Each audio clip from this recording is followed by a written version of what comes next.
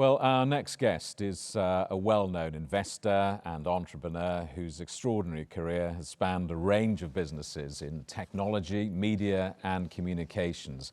A former dragon on BBC Television's Dragon's Den and Channel 4's The Secret Millionaire, he made his name as a champion of entrepreneurship and small and medium-sized businesses, and as a media commentator on all of the relevant issues that he has so much experience in. It's a great pleasure to welcome Piers Linney. Piers, a very warm welcome to you. Lovely to see you, and thank you very much indeed for joining us. I gave a potted history of your fascinating life. How do you think of yourself? I mean, are you a TV star, a businessman, an entrepreneur? How do you think of your life? Hello from Liverpool. I'm on a van tour at the moment, so going around 10 cities in 10 days. I'm in Cardiff next week. I don't really think of myself as a celebrity. The BBC call me a reluctant celebrity, I think. I think of myself really as first. It's quite interesting hearing people introduce me, but really an entrepreneur, someone who's been in business. So I was on the board of British Business Bank during COVID.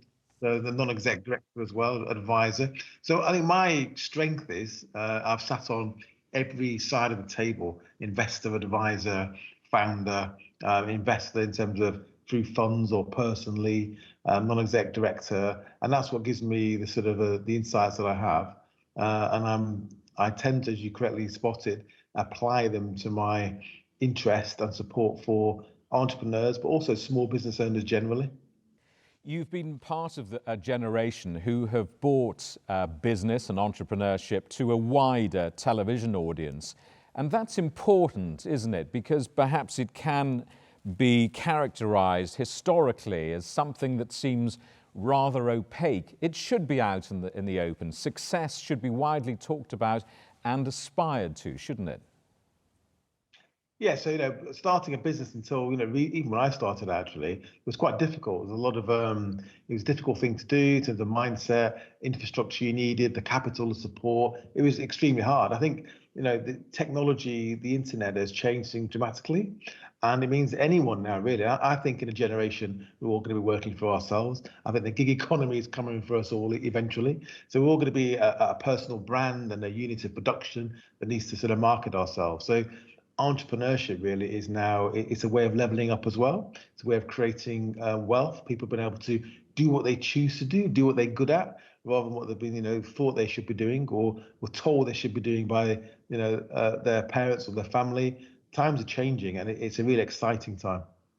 No doubt the books are already being written on business in the pandemic, and you're no doubt going to be dragged into the television documentaries of coronavirus and how business got through it.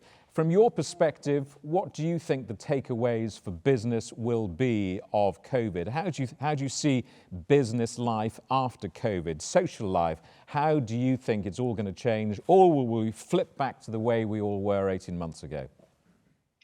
No, we are not going back to 2019. That is absolutely for sure. And I've seen a number of insights really. One is on the board of British Business Bank, where we were responsible for the bounce back loans, coronavirus business interruption loan scheme. We went from 10 billion of facilitated finance to 90. And what was interesting is that pre-COVID, we did some research which found that 73%, I think is the number, of small business owners were reticent about involving external investors. This meant debt really.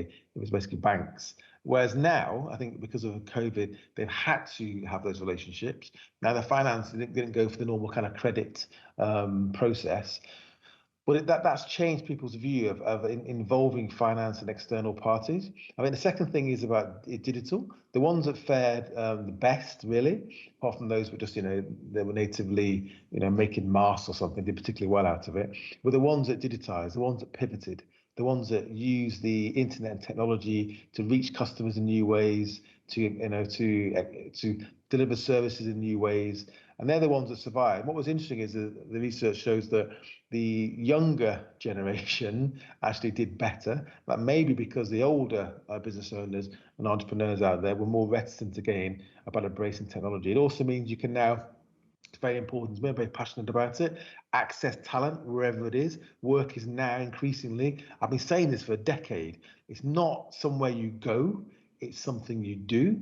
obviously, if you're a forklift truck driver, that's quite tricky. But increasingly in our information economy, being able to reach talent wherever it is, not because this MD or founder of a company chose a particular postcode to put the office in, and you've got to live within a mile of it. So that's permanent change. We saw 10 years of online e-commerce forecast happen in 18 months. So 2019, we're not going back to. This is a change for good and probably a change for the better. It's accelerated technology adoption.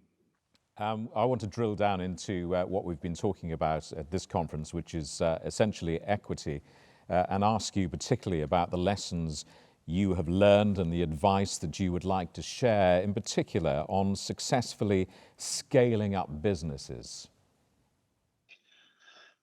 Well, it's hard work. I mean, I'm doing it now in my new business, Moblogs, which is aimed at supporting small businesses. And I've got a nascent YouTube channel, and there's a video on there about equity and how you raise equity finance for your business. And it starts out with the family and friend, and it goes all the way out to sort of institute angels and institutions. And I also on that channel I've got a video which is called 5 Factors for Growth. And really, it's about scaling up. And the 5 factors I pinned it down to really. So one is having a plan, taking your stakeholders with you, all of them, increasingly these days. It's also your operations. Before you grow, you need to get your ducks in a row, process systems, policies, so your pantomime horse, the front end doesn't detach from the back end. I've seen that happen too many times. People, are the people you've got the right people to grow your business? That means taking a look at yourself and your own skill set, and do you have holes yourself that need to be plugged as well? Technology, if you're not involved in technology, even its most basic form in terms of automating processes, even having a website in some cases, you're probably going to be at a disadvantage. And then the last one is finance. So yes, that's all great. If you don't have the finance in place to grow, the finance in place to fund your marketing or your working capital hole, if your receivables and your payables have got a gap between the two, then you're going to find yourself in trouble very, very quickly. So they're the 5 factors, and I think that they're all inextricably linked. They're the ones I tend to ask businesses to go through and take a look at. And a word about leadership in all of this story. I mean, how critical is that, and what character should leadership take? So I think COVID, especially, and growing any business tests leadership. I'm a believer that leadership, leadership is something that can be taught. That's what the military does, a particular kind of leadership, but it can be taught. We need to have an innate ability to lead people and have people that want to follow you. So COVID has tested people's leadership. It's tested people in lots of different ways. But I think that the ones that have survived, have done the best, are the ones that they are willing to embrace change. We used to look at change and innovation curves and new technologies and ways of doing things. There was 10 years of fear, uncertainty, of doubt in the middle while we moved on to the next technology. These things are happening now in cycles of months, months at top, maybe a year or two. So the pace of change is quickening. And the pace of change is quickening. We're moving into an exponential age, and the leaders that sort of understand that and reflect how they operate their businesses and are willing to change very, very quickly in very, very dynamic markets are the ones that are going to succeed, and the ones that are going to be able to attract talent, capital, and take people with them. We've heard lots of stories today on equity and scaling up businesses and the importance or failure of getting external help. I mean, that is something you feel passionate about. It's all about timing, isn't it? And when you call for help, often by the time you're calling for it, it's too late. Yeah, so I mean, I spend a lot of time. I'm on a UK tour now, but I've met 3 entrepreneurs today. 2 of them raised this point. It's about, I'm in Liverpool. There's a young lady, she's a black woman who's into jewelry, and her network here in some jewelry she manufactures, and because of her social capital, she struggles a bit. So there's a question about how do you replicate, how do you synthesize it in different places? So networks of capital and reaching out to people that that maybe not always look like you or think like you, but reaching out, it can be something that some of us, I've always took that for granted, but for some people that can be quite hard to do. But you need to, wherever you can, is to find people that have done what you want to do, or at least in an adjacent or in the old world in some ways, that can actually help you avoid the holes. The thing about what I try and do in business really is try and help entrepreneurs and business owners avoid the pitfalls and the potholes that we all know they're going to fall into because we did it. And by doing that and smoothing that road, essentially, what you're doing is allowing them to execute more efficiently and execute more like they've done it before, which is why serial entrepreneurs tend to be more effective. I want to ask you about your perspective on equity fundraising through different lenses, obviously, as an entrepreneur and an investor. What makes an attractive investment proposition for you as an investor? So it depends where you are, doesn't it? So if you're on Dragon's Den, and I invested in the children's book Wonderfully, the 4 Israeli PhDs, I think they were, who had a VC term sheet. What was there not to like? And it's probably one of the most successful businesses that ever came out of Dragon's Den. We sold it earlier this year. So that really is about, there's a product really, but it was the people. And when it's a new business, that's what you'll tend to be backing, the individuals, the founders. Now, as that business progresses and you have intellectual property, customers, revenues, profits, it begins to change. At the other extreme is utility company, where really the whole management team could disappear in a puff of smoke, and you're really worried about regulatory risk and macroeconomics. Whereas in startups, it's the individual standing in front of you, and there's a spectrum along the way.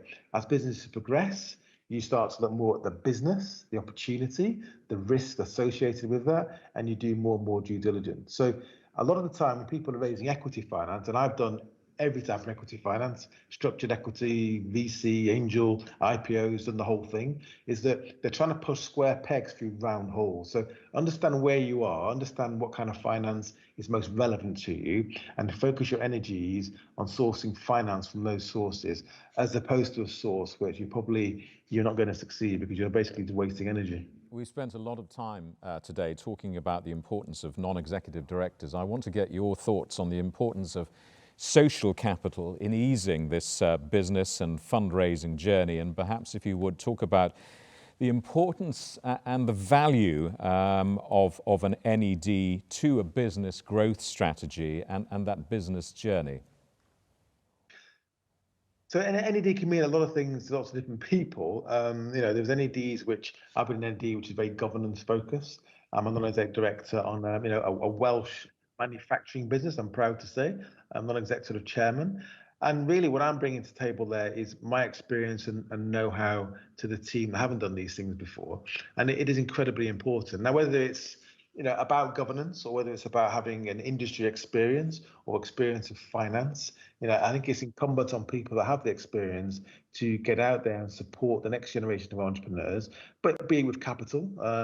But in most cases, not just the capital. Capital is to some extent a commodity if you've got the right business.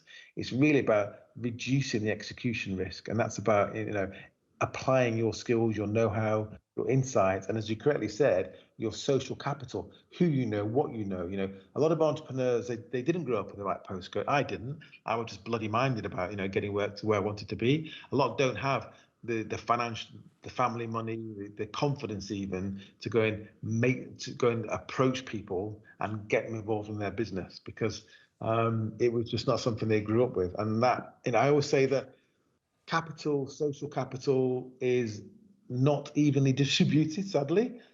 Ambition is, and our job is to connect the two. Most of your audience today are Welsh businesses. I want to ask you about your experience of investing in a Welsh business. I know that you're involved in Atherton Bikes. So what has your experience of working with a Welsh business been like? Well, I've got a board meeting there, I think, on next Monday, so it's a bit of a drive up into the hills. So I had to buy a van to get there. So that was one expense. But it's been fascinating, actually. It's been great to see the support. So Development Bank Wales actually invested in the business with a co-investor with a local syndicate as well. So it's great to see Welsh entrepreneurs have done very well for themselves to back Welsh businesses. And we're building a production unit in is it McConaughey? I was pronounced that incorrectly, so forgive me.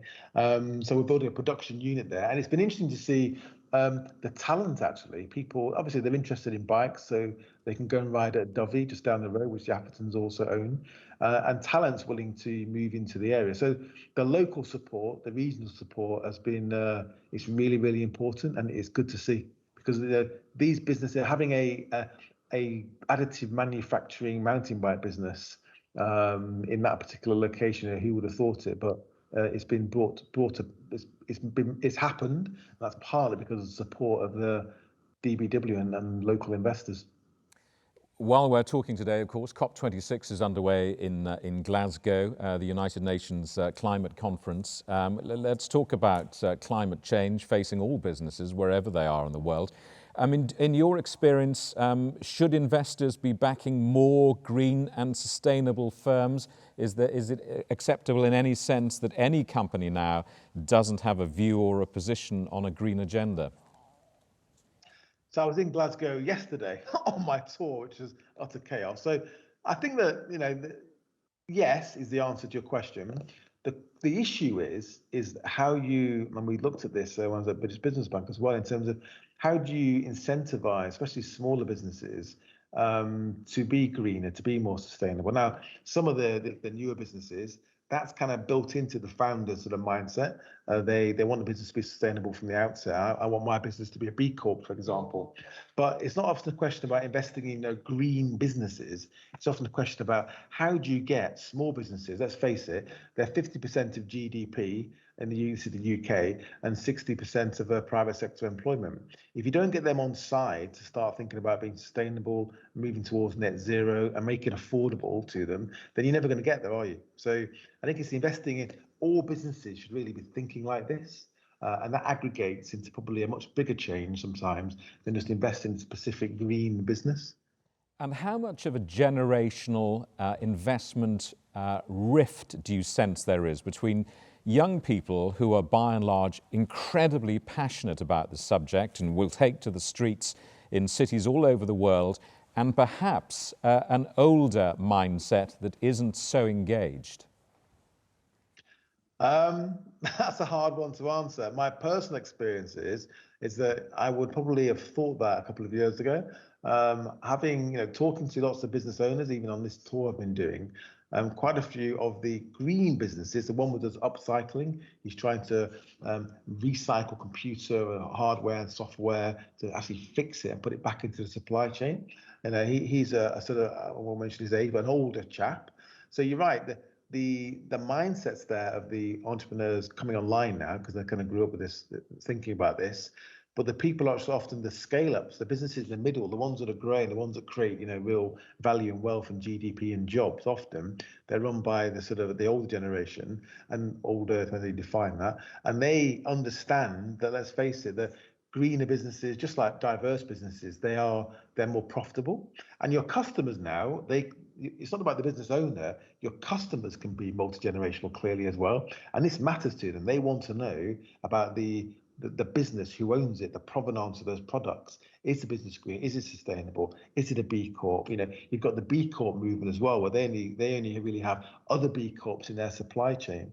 So I think it's hard to say it's a generational thing. I think lots of people, they have children, they have grandchildren, they understand that actually the odds are higher, so the risks are higher for their offspring almost than it is for them. Piers, finally, I just want to talk about the possibility of a new era of entrepreneurship that perhaps is galvanized by this extraordinary, disruptive pandemic. I mean, it's very obvious that in most parts of the world, this has been a tragedy for many families and awful for so many businesses. But there is another side to this, which perhaps almost like a new industrial revolution, it will change societies across the world. It's already done so very quickly. Are you optimistic about a new age of entrepreneurship that this experience has thrown up in so many societies? So I don't think that COVID has changed the sort of macro change in terms of economies and entrepreneurship and development of technology. I think all it's done is accelerate it. There's been a period of time where we've had to look at technology to make things better or improve things. Or actually, the main difference might be in genomics and the way in which the treatments were developed. That could bring about, who knows, a cure for cancer a lot faster. So they are real societal benefits. But I think in business, though, all it's really done is accelerate those that shift from the old innovation curve to the new innovation curves. And I'm a big believer is that it's hard for us to understand that you hear someone having a flu-like virus or flu-like symptoms in Wuhan, a place you probably never heard of, and before you know it, several months later, your kids can't go to school. That's a geometric progression. That's exponential growth, exponential change. The human mind struggles with it, but we're about to move into an age where change will be exponential, and we need to prepare ourselves for that, both personally and as an economy. Piers, it's lovely speaking to you. Thank you so much for talking to us today. We wish you continued success, and we'll watch your next adventures with enormous interest. Thank you very much indeed for coming today. Piers Linney there for us.